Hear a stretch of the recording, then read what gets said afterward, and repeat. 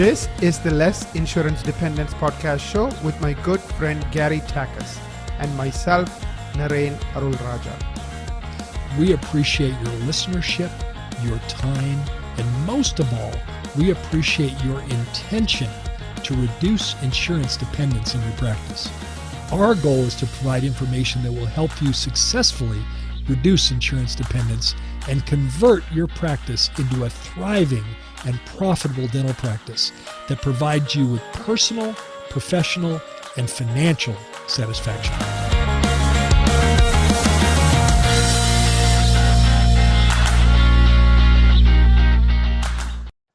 Hello, everyone. Welcome to another episode of the Less Insurance Dependence podcast, your trusted source for insights, strategies, and expert advice to help you take back control of your dental practice and career. I'm Leslie Alvis, your co-host, and I'm thrilled to bring you another value-packed episode with a very special guest, Ken Kaufman. On this podcast, our mission is to help dental professionals reduce their reliance on insurance and creating thriving, profitable, patient-centered practices. Before we dive in, a quick word from our sponsors. Echo Marketing is offering a complimentary marketing strategy meeting where their experts will show you how to attract high-value new patients, rank number one on the Google locally, and consistently grow your new patient calls. So if you ever want to discover where you are standing in terms of your digital presence, you can visit lessinsurancedependence.com/marketing-strategy-meeting to book a complimentary strategy session just to understand how things are going on your online visibility.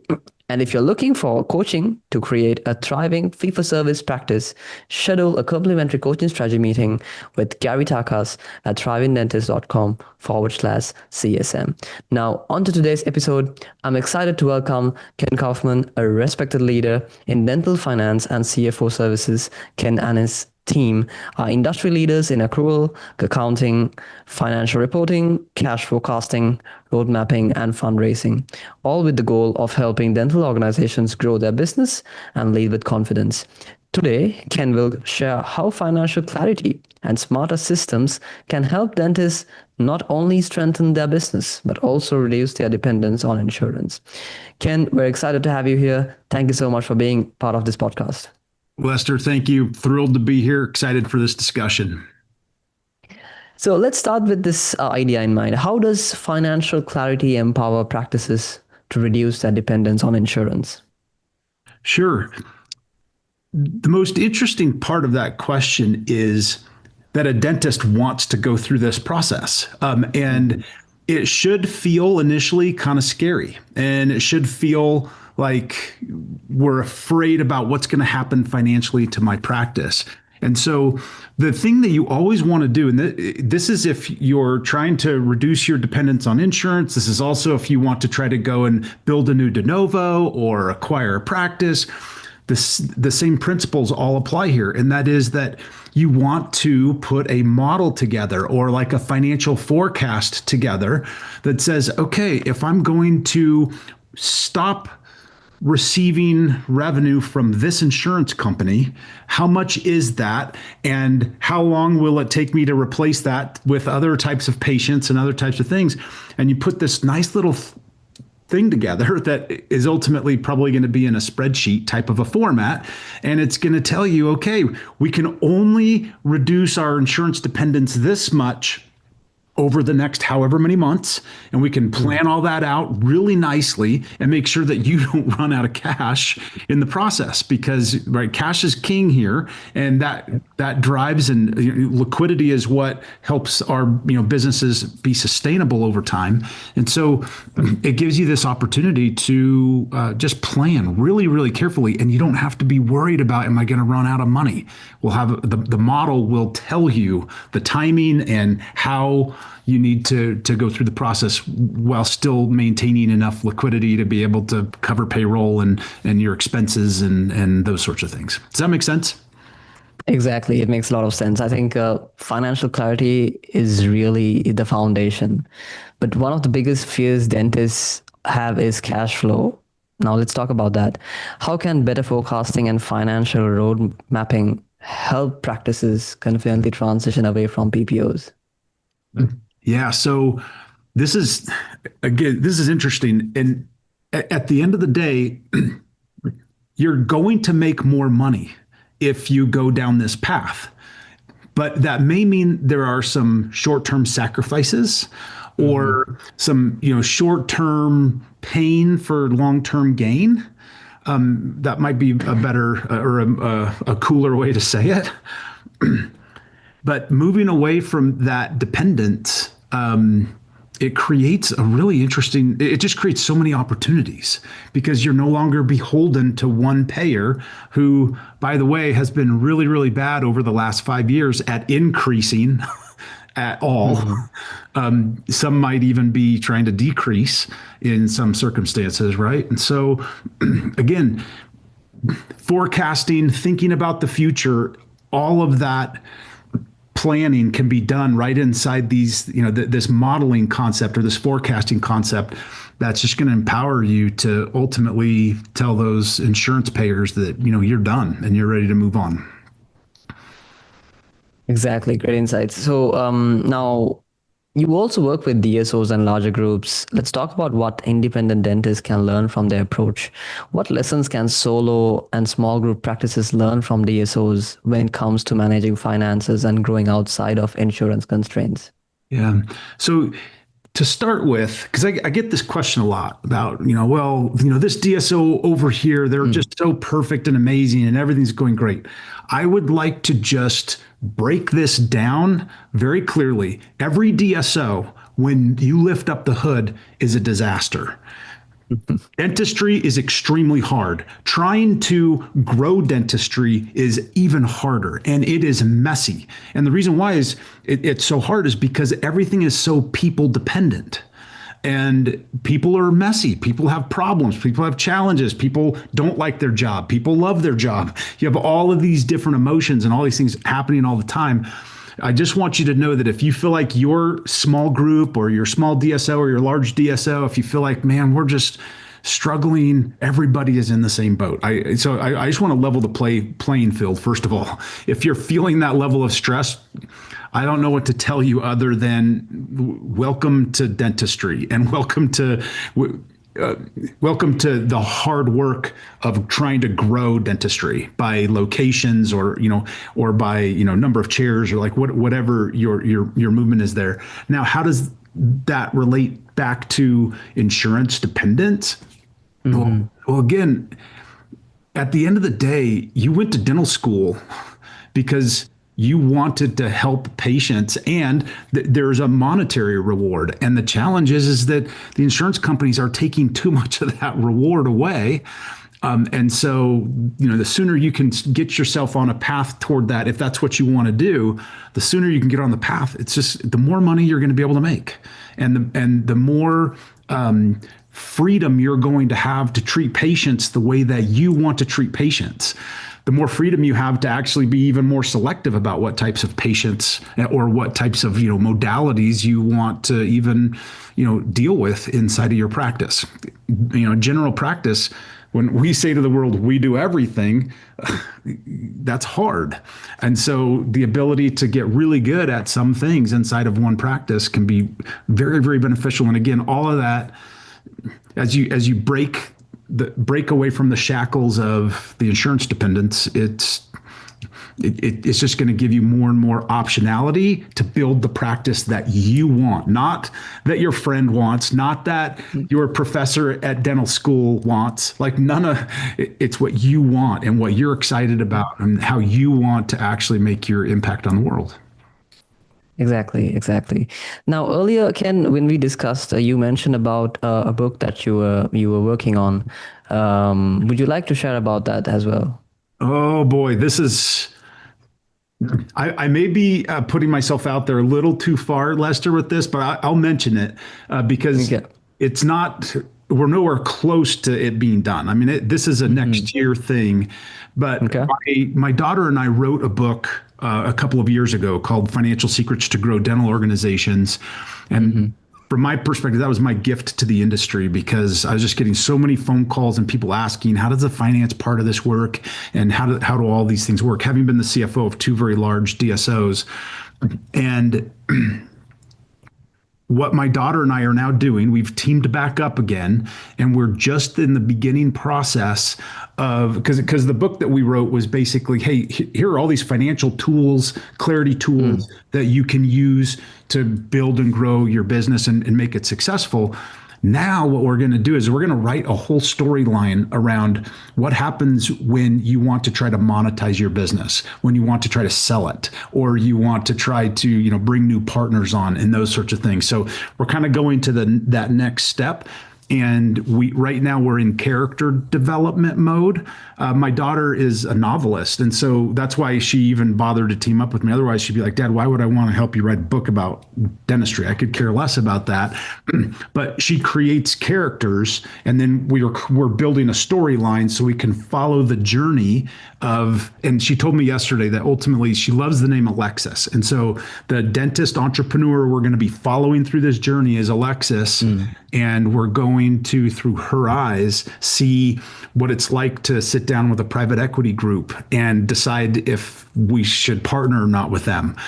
How do you find the right investment banker, and what are the attributes that you care about the most there? So that's a little bit about the book. Hopefully I didn't shoot myself in the foot, because if it never materializes, that would be very sad, but we're very committed to getting it done. It's just that type of a project is, that's a 6 to a 12-month project. Yes, of course. I think the listeners of this podcast are very lucky to hear about this, the first glimpse of this book. So I think it's going to be very interesting to see this live when it comes all back into action. Now, I just want to come back when it comes to financial clarity. So what kind of numbers are we looking at when it comes to financial clarity or financial independence for practice? Yeah, so I want to be clear about financial clarity and why it's so critical. It's just so important. And I think I actually shared this with you before, Lester, but the way that I portray this is, there was a time when I was driving on the freeway doing about 70 miles an hour. And there was just this huge rainstorm that came out of nowhere. And before I knew it, like the rain was coming down so hard that you couldn't even, the windshield wipers couldn't go fast enough. We lost all visibility ahead of me. And that was an extremely scary moment. I thought that I might die because I didn't know, should I try to turn one way or the other, or just kind of hold on for dear life and hope everybody else is doing the same thing and they're not going to crash into me. And I think of that experience, and that actually is the whole reason why I came up with the term of financial clarity, because sometimes when we're running our businesses, especially if we're in scaling mode, trying to add locations and add modalities and all of those sorts of things, when we do not have clarity, anxiety goes up dramatically. And it's true more with finances than almost anything else. I think the principle is generally true, but with finances, maybe it's even augmented, because most people have kind of a weird relationship with money and wanting to feel security around their money, but also wanting to feel like, well, I'm still growing it, and it's going to be, a nice nest egg maybe down the road, and different things like that. And so, and people have emotions also that they don't know that much about finance or accounting or those sorts of things. And so when we talk about financial clarity, the reason why I emphasize it is because when you have financial clarity, you now have the confidence to move forward with whatever it is you're deciding that you want to do next, in terms of your growth, in terms of, your just how you're doing everything inside of your business. When you don't have that clarity, all of us do the same thing. We're going to double clutch. We're going to pull back. We're going to probably say no to certain opportunities that we should have said yes to and could have generated more money for us, but we are going to hold back because we don't have the clarity. And so, to the degree I can influence at any level, anybody inside the dental industry, the more you can do to get financial clarity, the more confidence you will have as a leader, and the more money you're going to get when you need to go and raise debt financing or anything like that. It's this huge waterfall that of benefit and value that comes as soon as you invest to get to financial clarity. Yeah, and I think it also basically comes the peace of mind, right? Oh yeah. Basically, Yep. that basically is. Yeah, and Yeah, again, go ahead. if you're in this mode of I'm going to drastically change the landscape of my business by telling insurance to take a hike and by now being responsible to recruit and find all of my patients because I realized the insurance company was doing that for me before. Yeah. It's just as critical to your business that you have the financial clarity so that you can maneuver through that process. Exactly. Now, for the final my final question for you, Ken, is so what first steps can dentists take to build financial systems that support independence and long-term success? Yeah. So again, this is a great question. So the very first thing you've got to do when you think about building out and gaining financial clarity is you've got to get your financial information organized in an appropriate way. And this usually starts with doing bookkeeping. If you've got one practice or 10 practices, you've got to do bookkeeping for all of your practices. And by you, I'm meaning hopefully you hire somebody because you didn't go to dental school so that you could be a bookkeeper. Please, Yeah. but don't do it. Get an expert to do that for you. So that's kind of the baseline. So you have at least some information. The challenge with that information that you're getting though is it's all cash basis, and so you don't actually know, like they're not accurate financial statements that you can pull from this because there are things that aren't being included. But at least we start with that cash basis. The next step is you're going to want to move to accrual because accrual now gives you accuracy. It tells you actually what is happening, what procedures are being performed, not what cash is coming in and out of the bank. And, for example, if somebody does full arch and they collect the full fee up front, well, that could make the revenue of that practice for 1 month go way up. But if you haven't provided the service yet, it's actually just a liability because you haven't actually delivered what they gave you the money to accomplish. And so going to accrual, and I could give you a lot of examples here, but going to accrual accounting would be the next step to get even more clarity.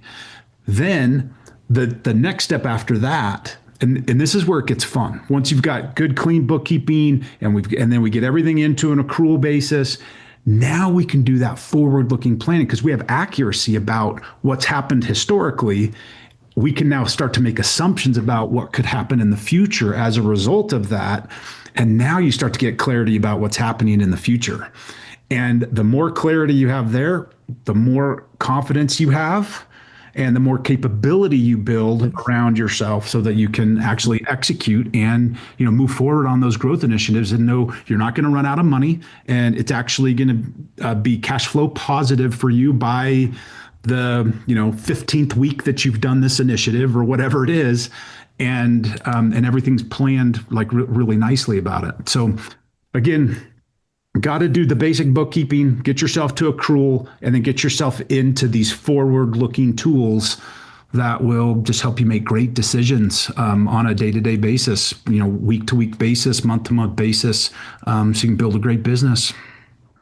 Exactly. Excellent advice, Ken. Thank you for breaking down that so clearly. I think anyone listening in got a lot of great nuggets that they can actually, put in and understand when it comes to financial clarity. Ken, thank you so much for joining us today and sharing your insights on how dental practices can use financial clarity to reduce their reliance on BPOs and lead with confidence. Thank you, Lester. It's been a pleasure. The key takeaway from today's episode is that strong financial systems aren't just numbers. They give dentists the confidence and freedom to make bold choices, including breaking free from insurance dependence. And as always, this podcast is about taking action. First off, if you want to attract more high quality patients and reduce reliance on PPOs, schedule a complimentary marketing strategy meeting with Equa Marketing at lessinsurancependence.com/marketing strategy meeting. Secondly, if you are looking for mentorship or personalized coaching to build a thriving insurance dependence practice, schedule a complimentary coaching strategy meeting with Gary Takas at thrivingdentist.com/CSM. Now, both of these are complimentary resources and they are here to help you to take meaningful steps to look forward for the practice and the life you truly deserve. And if you found value in today's episode, please share it with a colleague or a friend who could benefit. Together, we can help more dentists take control of their future. Thanks for joining us, and I look forward to connecting with you again on the next episode of the Less Insurance Dependence podcast. Until then, keep moving forward, a thriving independent practice.